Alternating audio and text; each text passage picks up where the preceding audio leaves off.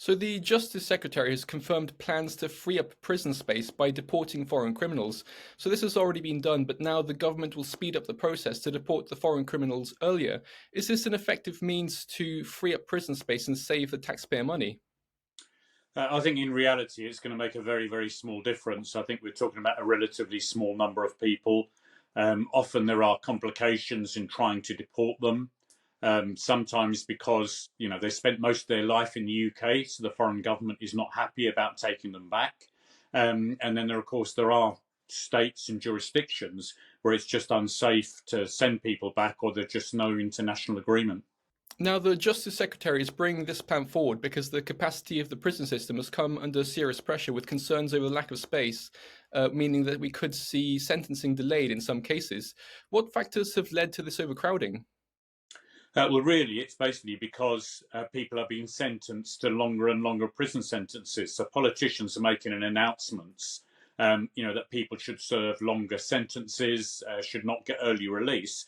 But at the same time, they've not then thought about, well, what will be the impact on the overall prison population, and not provided additional spaces. So it's not really because more people are being convicted. It's because they're spending longer in prison, and they are spending longer in prison than compared to many other countries. And of course, there's no evidence at all, really. If anything, the evidence is in the opposite direction, that particularly short prison sentences have any impact on the level of offending. And generally, in my experience, most police officers think short prison sentences are a waste of time, particularly because it's not dealing with the underlying reason behind much of that offending, which often is things like mental health, addiction, difficult relationships, whatever it might be, that has caused the criminality in the first place. So really, overall, the government is not dealing with the underlying issue here. And so, going forwards, what would you recommend to alleviate the concerns around overcrowding in prisons? Well, certainly the government needs to provide more prison places. They need to make sure that there are proper regimes in prisons to rehabilitate offenders, to make sure, if at all possible, that when they are released, they're not going to continue their offending.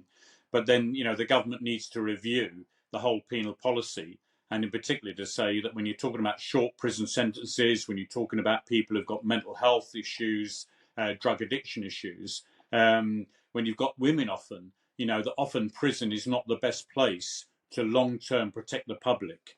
The more effective approach has been shown by endless, research and experience, is to, treat people in the community, address the reasons behind their offending, but at the same time, obviously, have a hard edge to that, to make sure that if people don't take the offer and are not trying to rehabilitate and change their ways, then there is a sanction that they will then be taken into custody. So, Peter Fahy, thank you very much for joining us.